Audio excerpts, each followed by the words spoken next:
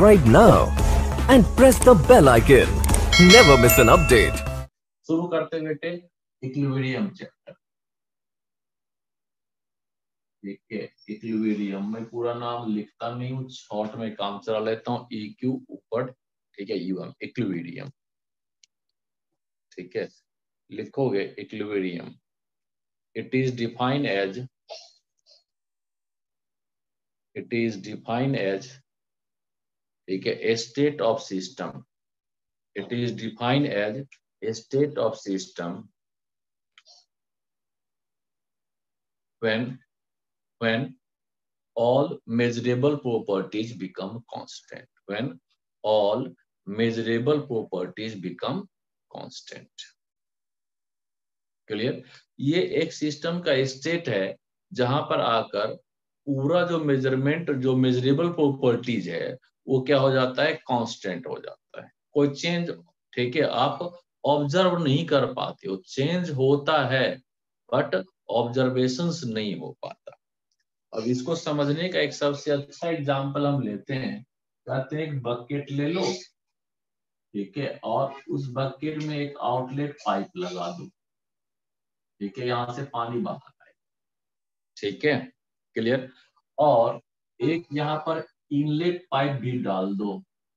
ठीक है, इसमें पानी आएगा। ठीक, हमने क्या किया? पहले पानी निकलने नहीं दिया, रोक रखा था। ठीक है, और अब क्या हो गया? पानी आना शुरू हुआ, आया आया आया और इस लेवल पे आ गया पानी। तो हमने क्या किया? पानी जब इस लेवल पे आया तो हमने इसको तो आने ही दिया, मगर यहाँ पे इसको ओपन कर दिया। जिस रेट से पानी आ रहा था, सेम रेट से पानी रिलीज हो रहा था। ठीक है, और अगर हम आपको कह दें आप इसको ऑब्जर्व मत करो, आपका सिस्टम ये नहीं है और ये नहीं है, ये दोनों चीज नहीं है, जहां से पानी निकला और जहां से आ रहा है। आप क्या देखोगे? इसमें जो पानी का लेयर है वो सेम है, लेवल सेम है, वॉल्यूम सेम है, मास सेम है, सारा चीज जो भी आप मेजर करोगे सेम ही मिलेगा। ठीक है, आप उसके चेंज को ऑब्जर्व नहीं कर पा रहे हो, जबकि इसमें मूवमेंट है, ये चेंज हो रहा है। गलत तो नहीं कह रहा मैं? नहीं सर। No sir. हाँ, ठीक है। क्या होता है? Equilibrium is defined as a state of system when all measurable properties, जो भी मेजरेबल प्रॉपर्टीज, इसका mass, volume, density, temperature, pressure, जो भी उस सिस्टम का आप मेजर करोगे सब कांस्टेंट रहेगा। क्लियर? अगला पॉइंट लिखोगे बेटे, ठीक है, स्टैटिक इक्विलिब्रियम। एनसीईआरटी में नहीं लिखा हुआ है मगर मैं बता देता हूँ एक बार। Static equilibrium are non-dynamic. Static equilibrium are non-dynamic, ठीक है, between two or more, ठीक है, two or more state of substance, two or more state of substance। जैसे कि अगर आप कहीं पर भी बेटे क्या लेते हो? PCl5 लोगे। ठीक है, PCl5 के क्रिस्टल को जब आप चेक करोगे क्रिस्टलोग्राफी से, स्पेक्ट्रोस्कोप से, ठीक है, यहाँ और किसी भी इंस्ट्रूमेंट से, ठीक है, तो यहाँ पर आपको क्या मिलेगा? PCl4 प्लस और PCl6 माइनस। यानी अगर इसका 2 यूनिट ले रहे हो, ये 3 क्रिस्टलाइन फॉर्मूला है, 3 स्टेट में मिल रहा है। यहाँ पर इसका स्ट्रक्चर क्या है? sp3d, और यहाँ पर है sp3, और यहाँ पर है sp3 और d2। यानी ये ऑक्टाहेड्रल कॉम्प्लेक्स है। ये क्या है? टेट्राहेड्रल कॉम्प्लेक्स यहाँ पर है, और टेट्रा, ठीक है, हेड्रल है, ऑक्टाहेड्रल है, और ये क्या है? Trigonal bipyramidal. यानी PCl5 क्रिस्टल, ठीक है, जो है वो क्या होता है? PCl4 प्लस और PCl6 माइनस के इक्विलिब्रियम में एग्जिस्ट करता है, तीनों स्टेट मिलेगा और इसमें कोई मूवमेंट नहीं है। It is called static equilibrium. ये क्या है? Static equilibrium, right. दूसरा है स्टैटिक के बाद क्वासी इक्विलिब्रियम या डायनामिक इक्विलिब्रियम, ये इक्विलिब्रियम। अगला पॉइंट लिखोगे, ये हमारा कौन था? स्टैटिक, ठीक, और दूसरा हो गया डायनामिक। क्या लिखोगे? डायनामिक, ठीक है, हाँ, और क्वासी। सर हाँ बेटे बोलो। सर स्टैटिक का वो क्या था? Static equilibrium. नहीं सर, डेफिनेशन क्या था? इन दिस इक्विलिब्रियम, ठीक है, टू और more physical state of same substance coexist.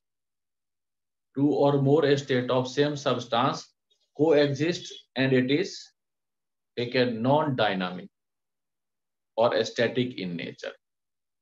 Clear? यानी PCl5 के क्रिस्टल में कुछ क्रिस्टल PCl5 के फॉर्म में मिलेगा, कुछ PCl4 प्लस के फॉर्म में मिलेगा, कुछ PCl6 माइनस के फॉर्म में मिलेगा, और सबका हाइब्रिडाइजेशन और स्ट्रक्चर क्या होगा? डिफरेंट होगा। यहाँ पर इसका ऑक्टाहेड्रल, टेट्राहेड्रल और ट्राइगोनल बाइपिरामिडल ज्योमेट्री है, अलग अलग ज्योमेट्री है, इनका हाइब्रिडाइजेशन अलग अलग। और क्वासी इक्विलिब्रियम में क्या होता है? इट इज डायनामिक इक्विलिब्रियम, ठीक है, इन विच it is dynamic equilibrium in which, ठीक है, the rate of backward reaction become equal to rate of forward reaction. Quasi or dynamic equilibrium, in this equilibrium the rate of backward reaction become equal to rate of forward reaction, ठीक है, hence all observable properties remain same. All, ठीक है, observable या measurable properties remain same. ठीक, अब जैसे एक example लेते हैं, ठीक है, बड़ा सिंपल सा एग्जांपल है कि हमने क्या लिया? वाटर लिया, ठीक है, किसके फॉर्म में? आइस के फॉर्म में। हमने इसको मेल्ट करा दिया और ये जो वाटर है ये लिक्विड बन, और ये 0 डिग्री सेल्सियस पे क्या हुआ? अब हमने स्टेबल कर दिया इसको, 0 डिग्री टेम्परेचर से ज्यादा नहीं हो रहा है। क्लियर? तो जितना वाटर लिक्विड बन रहा होगा उतना ही वाटर आइस में कन्वर्ट हो रहा है। आप जब देखोगे हर बार आइस का वेट करोगे तो वो भी मान लो x ग्राम है, वाटर भी x ग्राम है, दोनों का वेट इकट्ठा 2x ग्राम हो गया। क्लियर हो गया? और आपको लगेगा कि ये स्टैटिक है नहीं, ये डायनामिक है। जिस रेट से कुछ वाटर मॉलिक्यूल जो आइस के फॉर्म में था वो लिक्विड हो रहा है, एट ए सेम टाइम कुछ अपना टेम्परेचर रिलीज करके वो आइस के फॉर्म में कन्वर्ट हो रहा है। यहाँ rate of backward reaction equal to rate of forward reaction. भाई हमारे क्लास में 12 बच्चे हैं, ठीक, और हमने क्या किया? एक बच्चा क्लास में एंट्री लिया और दूसरे बच्चे को बाहर कर दिया, फिर एक बच्चा आया और एक बच्चा बाहर चला गया, एक आया एक जा रहा है। तो हमारे क्लास में 12 ही स्टूडेंट रह गए, जबकि आने जाने वाले का नंबर क्या हो रहा है? चेंज हो रहा है। हर पार्टिकल मूवमेंट में, हर स्टेट ऑफ मूवमेंट में एक जा रहा है और एक आ रहा है। मैं बता दिया आपको एग्जांपल में। यहाँ वाटर में भी हर मॉलिक्यूल यहाँ पे आ रहा है और दूसरा मॉलिक्यूल जा रहा है। डायनामिक होता है, मगर जो मेजरेबल प्रॉपर्टी है वो चेंज हो ही नहीं रहा है, तो हर चीज कांस्टेंट हो जाता है। इसको कहते हैं स्टेट ऑफ इक्विलिब्रियम। आगे बात समझ में अच्छी तरह से? Yes sir. डायनामिक का मतलब हो गया मूवमेंट, मूव कर रहा है। कुछ वाटर मॉलिक्यूल्स आइस में कन्वर्ट हो रहा है, कुछ आइस मॉलिक्यूल्स वाटर में कन्वर्ट हो रहा है, ये हो गया डायनामिक नेचर। ठीक है सर। ठीक है, हो गया वो PCl6 माइनस है, जो PCl4 प्लस और PCl4 प्लस और जो PCl5 के फॉर्म में आ गया तो PCl5 के फॉर्म में है। इनिशियली चेंज हुआ, ये PCl5 इनिशियली इसमें और इसमें आके इक्विलिब्रियम मेंटेन कर लिया, अब ये रुक गया। ये हो गया स्टैटिक इक्विलिब्रियम, मगर यहाँ पर कन्वर्ट हो रहा है। क्लियर? तो मूवमेंट के बेसिस पर दो टाइप का इक्विलिब्रियम हो गया, स्टैटिक इक्विलिब्रियम और क्या चीज? Dynamic equilibrium. अब होता है, ठीक, कि अगर हम लोग फर्दर फिर इक्विलिब्रियम को क्लासिफाई करें, ठीक है, ये 3 टाइप का हो जाता है। क्लियर? एक इक्विलिब्रियम होता है फिजिकल इक्विलिब्रियम, ठीक, और दूसरा होता है केमिकल इक्विलिब्रियम, ठीक है, केमिकल इक्विलिब्रियम। और फिर तीसरा कौन सा होता है? Ionic equilibrium. ठीक है, physical equilibrium during physical change होता है, chemical equilibrium during chemical change होता है, और आयनिक इक्विलिब्रियम क्या होता है? डिसोसिएटेड और अनडिसोसिएटेड आयन के बीच होता है, इलेक्ट्रोलाइट के बीच होता है, एसिड्स और बेस के बीच होता है, सॉल्ट्स के बीच होता है। ठीक है, क्लियर। यहाँ इस चैप्टर में आप फिजिकल इक्विलिब्रियम को समझोगे और आयनिक इक्विलिब्रियम समझोगे, ठीक है। इनमें क्या क्या समझना है हमें, ये पहले समझना पड़ेगा। भाई फिजिकल इक्विलिब्रियम में आप समझोगे ये क्या होता है, सॉलिड और क्या चीज, लिक्विड। सॉलिड और क्या चीज, लिक्विड इक्विलिब्रियम।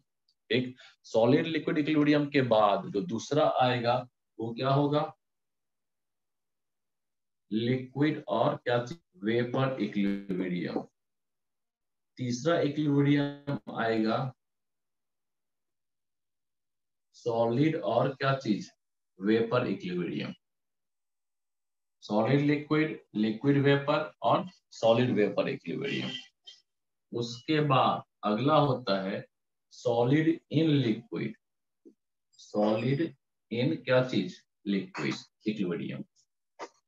लंबा इसमें सारा चीज बता दे ताकि आपको पता चलता जाएगा कि ये पढ़ लिए, ये पढ़ लिए, तब ये बाकी और इतने टाइम में हमें और चीज पढ़ना है, ठीक है। क्योंकि कई बार बच्चे कहते हैं सर चल क्या रहा है, ठीक है। तो आपको ये चैप्टर जो है एक तरह का सिलेबस बता दिया कि आपको ये पढ़ते हो यहाँ तक आना है तो ये खत्म हो जाएगा, clear. Solid in liquid equilibrium.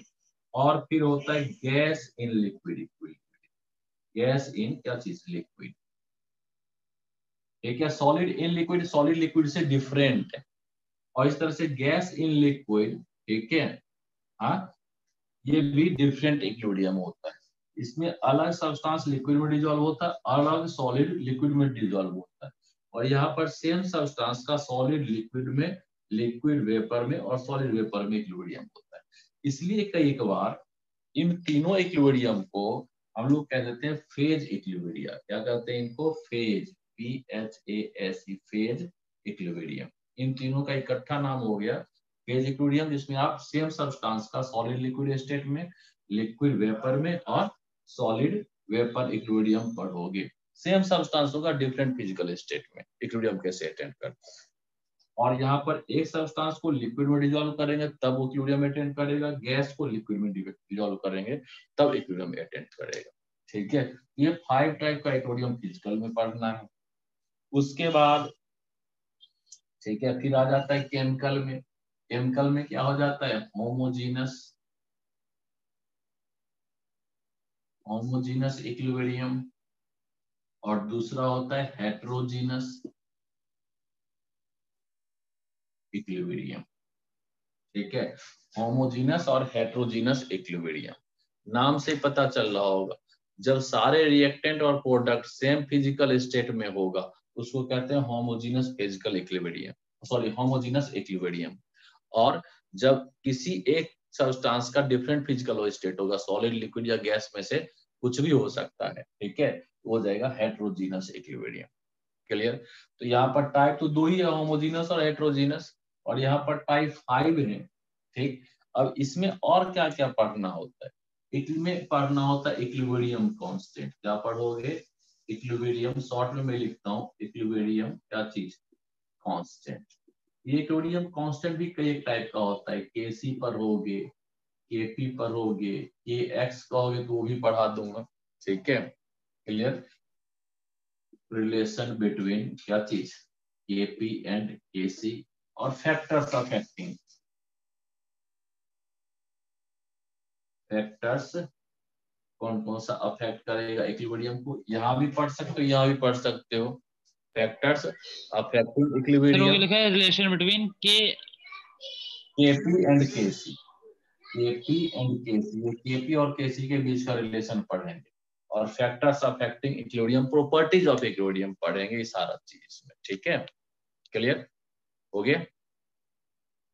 उसके बाद, ठीक, आते हैं आयनिक इक्विलिब्रियम, ठीक है। आयनिक इक्विलिब्रियम में भी हम लोग बहुत सारा चीज पढ़ते हैं, ठीक है। जैसे एक पढ़ेंगे आयनिक प्रोडक्ट ऑफ वाटर, यहीं से शुरुआत होगा, आयनिक प्रोडक्ट ऑफ वाटर, ठीक है। उसके बाद आयनिक, इस आयनिक प्रोडक्ट ऑफ वाटर से पहले इसमें आयनिक इक्विलिब्रियम में पढ़ेंगे क्या चीज, एसिड, बेस और सॉल्ट्स। आप पहले एसिड बेस और सॉल्ट्स को क्लासिफाई करना सीखोगे, आइडेंटिफाई करना सीखोगे, ठीक है, एसिड बेस और सॉल्ट्स क्या होता है, इलेक्ट्रोलाइट और नॉन इलेक्ट्रोलाइट्स क्या होते हैं, ठीक है। फिर पढ़ोगे ionic product of water, ionic product of क्या चीज, वाटर, क्लियर। फिर पढ़ोगे क्या चीज, ionization of acid, ionization of क्या चीज, एसिड ऑब्लिक बेस, ठीक है। एसिड और बेस का आयनाइजेशन कैसे करते हैं ये चीज पढ़ो, clear. Ionization of acid and base, इसमें देखोगे आपको क्या है, के ए, ठीक है, के बी का रिलेशन भी देखना, ठीक है। के ए के बी यहाँ पर आएगा कि वाटर में के डब्ल्यू पढ़ते हैं, यहाँ पर एसिड के लिए के ए और के बी, और फिर उनका रिलेशन भी पढ़ेंगे, के ए और के बी होता है। फिर क्या पढ़ेंगे, पीएच निकालने सीखेंगे, पीएच ऑफ सॉल्यूशन ना, कौन एसिडिक होगा कौन बेसिक होगा ये तो पता चल गया था, कितना एसिडिक और कितना बेसिक होगा इसके लिए पीएच कैलकुलेट करना सीखेंगे, ठीक है। फिर क्या निकाल लेंगे, hydrolysis of salt, hydrolysis of क्या चीज, सॉल्ट, जिसमें क्या होता है के एच, हाइड्रोलिसिस ऑफ सॉल्ट को के एच से रिप्रेजेंट करते हैं, किससे रिप्रेजेंट करेंगे, के एच से, हाइड्रोलिसिस ऑफ सॉल्ट, ठीक है। हाँ, हाइड्रोलिसिस ऑफ सॉल्ट के बाद फिर क्या पढ़ेंगे, solubility of salt, solubility of क्या चीज, सॉल्ट्स, यानी के एस टी, इतना टर्म्स पढ़ेंगे, क्लियर। एक बार कहो तो मैं फिर से रिवाइज करा देता हूँ कि हमें पढ़ना क्या क्या है, ठीक है। हमें फिजिकल इक्विलिब्रियम पढ़ना है, फिजिकल इक्विलिब्रियम में क्या पढ़ना है, कौन सा, तो solid, solid liquid, liquid vapour और क्या चीज, सॉलिड वेपर। फिर होता है सॉलिड इन लिक्विड और गैस इन लिक्विड डिजोल्व करके जब इक्विलिब्रियम मेंटेन कराते हैं। केमिकल इक्विलिब्रियम में होमोजेनस और हेटेरोजेनस इक्विलिब्रियम पढ़ते हैं, इसमें हमें क्या होता है, इक्विलिब्रियम कांस्टेंट मिलता है, जिसमें क्या करते हैं, के सी के पी पढ़ते हैं बेसिकली, और के एक्स पढ़ते हैं बहुत कम, एनसीईआरटी केपी और केसीयू कहता है, हम थोड़ा सा अलग पढ़ लेंगे। फिर केपी और केसी में रिलेशन क्या होता है, फैक्टर्स कैसे अफेक्ट करता है, और लॉ ऑफ इक्विलिब्रियम भी पढ़ लेंगे चाहेंगे तो, ठीक है, लॉ ऑफ इक्विलिब्रियम हो जाएगा, क्लियर। उसके बाद जब ये टॉपिक हो जाएगा तो यहाँ पे देखोगे तीन टर्म नया आ रहा है, क्या, के पी के सी के एक्स और उनके बीच का रिलेशन, ठीक। जब आयनिक प्रोडक्ट पढ़ेंगे तो उसमें, सॉरी, आयनिक इक्विलिब्रियम जब पढ़ेंगे तो उसमें बड़े सारे टर्म्स आएंगे, ठीक है। एसिड बेस और सॉल्ट्स क्या होता है, अलग अलग जो क्या कहते हैं एक्सपर्ट हुए, ठीक है, उन्होंने कैसे एसिड बेस को क्लासिफाई किया अलग अलग तरीके से, जैसे अरेनियस का एसिड पढ़ेंगे, ब्रोंस्टेड एसिड पढ़ेंगे, और फिर लुईस एसिड पढ़ेंगे, ठीक है। यानी अरेनियस का एसिड बेस कौन होता है, ब्रोंस्टेड का एसिड बेस कौन सा होता है, और लुईस का एसिड बेस कैसे होता है, कैसे डिफाइन करते हैं उसको पढ़ेंगे, क्लियर। फिर वाटर को आयनाइज करेंगे, वहां पर एक नया टर्म आएगा, क्या चीज, के डब्ल्यू। ये के डब्ल्यू क्या होता है, के डब्ल्यू क्या होता है, जैसे यहाँ के सी के पी और के एक्स होता है, यहाँ पर एक टर्म आ रहा है के डब्ल्यू। फिर जब एसिड को आयनाइज करेंगे तो यहाँ पर क्या आएगा, के ए और के बी, ये टर्म क्या होता है इसके बारे में जानकारी सीखेंगे। फिर हम लोग पीएच सुने होंगे, पढ़े भी होंगे, ठीक है, कि एसिड का पीएच 7 से कम होता है, न्यूट्रल का पीएच 7 होता है, और बेस का 7 से ज्यादा होता है। पढ़े हो ना या नहीं पढ़े हो, तो पढ़े पढ़े हो, ठीक है, क्लियर। उसके बाद ये निकालना भी सीखोगे, पीएच निकालना सीखोगे, ठीक है। जब सब्सटेंस है, उसका एसिड है तो पीएच 7 से कम है, न्यूट्रल है तो 7 है, और 7 से ज्यादा, ये सीखोगे। फिर जब उसको डाइल्यूट करोगे तब क्या इफेक्ट पड़ेगा एसिड, एसिड के पीएच पे या बेस के पीएच पे, वो पढ़ोगे। जब दो चीजों को मिक्स कर दोगे तब पीएच पे क्या इफेक्ट पड़ेगा, ठीक है। जब सॉल्ट मिला दोगे तब पीएच पे क्या इफेक्ट पड़ेगा, वो सारा फिनोमिना 13-14 सिचुएशंस हैं, ठीक है। जैसे डिफरेंट कंडीशंस में जो पीएच हम लोग निकालेंगे, 8-9 तो हमेशा रहता ही रहता है, एनसीईआरटी भी 7-8 को एक्सप्लेन कर रखा है। उसके बाद फिर सॉल्ट को जब वाटर में डिजोल्व करते हैं तो हाइड्रोलाइज कैसे होता है, हाइड्रोलिसिस ऑफ सॉल्ट, के एच क्या होता है, ठीक है, हाइड्रोलिसिस कांस्टेंट क्या होता है, ठीक है, और सॉल्युबिलिटी ऑफ सॉल्ट, के एस पी क्या होता है, ठीक है। और फिर इसी तरह से एक और चीज है ब्रॉस, ठीक है, वो है ओसवाल्ड का डाइल्यूशन लॉ, ये वाटर वाले में ही आ जाता है, ठीक है, जिसको आप self ionization ion product of water, self ionization of water भी कहते हो। ठीक है, तो बड़े सारे टर्म से हैं इसमें, पहले टर्म को आप मेमोराइज करो, देखो कितने टर्म्स आ रहे हैं। क्लियर, जबकि सारा चीज लिखा भी नहीं गया यहाँ पर। ठीक है, KH और KSP, ठीक है, डिग्री ऑफ हाइड्रोलाइसिस इसमें एक अल्फा आता है। ठीक है, हाँ, उसके बाद डिग्री ऑफ हाइड्रोलाइजेशन अल्फा आएगा, डिग्री ऑफ हाइड्रोलाइसिस H आता है, स्मॉल s अल्फा वगैरह, धीरे धीरे और कुछ कुछ टर्म्स आता जाएगा। यहाँ तक में आप लोगों को कोई डाउट है तो पूछ सकते हो कि हाँ सर ये चीज एक बार फिर रिपीट करके बता दो, मैं उसको एक्सप्लेन कर दूंगा। लेंथ ये है, यहां से शुरुआत करनी है। सॉल्युबिलिटी ऑफ सॉल्ट देखोगे आप, लास्ट टॉपिक है, यहाँ तक हमें पहुंचना है। ठीक है, बड़े सारे और सब टॉपिक्स बन सकते हैं, यहाँ पे नहीं बनेगा, यहाँ पे एक आध पॉइंट और बन सकता है, यहाँ पे 5-7 पॉइंट और बन सकता है। भाई ये भी पढ़ लो, ये भी पढ़ लो, ये भी होता है। कोई बात पूछनी है रिपीट करो। हाँ, फेज इक्विलिब्रियम बेटे एक ही सब्सटेंस जब दो फिजिकल स्टेट में आके इक्विलिब्रियम मेंटेन कराता है, उसको हम लोग फेज इक्विलिब्रियम कहते हैं। ठीक है, जैसे एक ही सब्सटेंस का आइस है तो सॉलिड हो गया, वाटर है तो उसका इक्विलिब्रियम है, वाटर है और वेपर है उसका इक्विलिब्रियम हो गया, तो फेज इक्विलिब्रियम कहलाएगा। हो गया बच्चे, इरेज कर दूं, लिख लियो सारे टॉपिक। Yes sir. सर इस चैप्टर में कुछ कटवाया भी है? क्या चीज? इस चैप्टर में कुछ कटवाया भी है? बेटे ये चीज कई एक बार पूछ लेते हो, मगर इस बार शायद बहुत दिन के बाद पूछे हो। ठीक है, मैं कह दूं कि मैं तेरे से कुछ नहीं पूछने वाला हूं। ठीक है, हाँ, इसका मतलब क्या तुम्हें तैयारी छोड़ देनी चाहिए या करते रहनी चाहिए? करते रहनी चाहिए। तो बस वही हाल है। CBSE आपको कहा है कि हम नहीं पूछेंगे, मगर नीट, जेई और डिफरेंट कॉम्पिटिटिव एग्जामिनेशंस या और हायर एग्जामिनेशंस, हायर स्टडी में, ठीक है, आप 2 साल के बाद जाओगे, वहां पे यूनिवर्सिटीज में पढ़ोगे, केमिकल इंजीनियर बनोगे, वहां पे क्या कहते हैं पीएच निकालने के लिए, हार्डनेस ऑफ वाटर निकालने के लिए, तो वहां पे क्या करेंगे कि सर हम लॉकडाउन में थे, हमारी क्लास नहीं चली थी, हाँ, या CBSE ने कहा था कि नहीं पढ़ना है, तो CBSE अपनी गारंटी ले रहा है, बाकी की गारंटी नहीं ले रहा है। बेवकूफ ना बनी। मैंने अभी तक कोई भी चैप्टर में सिर्फ कह दिया होगा कि ये चीज CBSE मना कर दिया है, पढ़ाया मैंने पूरा है, ये ध्यान दीजिएगा। ठीक है, यस सर। हाँ, अगर एक चीज और अगर आप गौर करते हैं तो गौर करिएगा, 4 बजे वाली क्लास में मैंने और कुछ एक्स्ट्रा चीजें बताई है, क्योंकि वो प्योर कंपटीशन पढ़ने के लिए आए। आप में से मैक्सिमम का ये स्ट्रेंथ देखते चलो ठीक है CBSE पढ़ा दी, और उनको CBSE आ रहा हो तो वो एक्स्ट्रा पढ़ना चाहते हैं। ठीक है, जैसे आज आप क्लास को स्किप कर गए, जब आप पढ़ते आज क्लास में तो आपको पता चलता है कि सर ने यहाँ पे क्या एक्स्ट्रा बोला है। और अब मैं तो चाह रहा था कि चलो अगर आप लोग में बहुत ज्यादा बच्चा इंटरेस्टेड होगा कंपटीशन का तो उनको उस बैच में डाल देंगे, जो सिर्फ प्योर CBSE पढ़ना चाहेगा वो अपना पढ़ लेगा अलग से। जैसे अंशुल है, वो कई बार कह रहा है सर कि हमें कंपटीशन भी पढ़ना है, कंपटीशन का भी करना है, इसलिए मैंने आज पूछा भी था टाइमिंग का भी। और हर अच्छा काम में टाइम लगता है।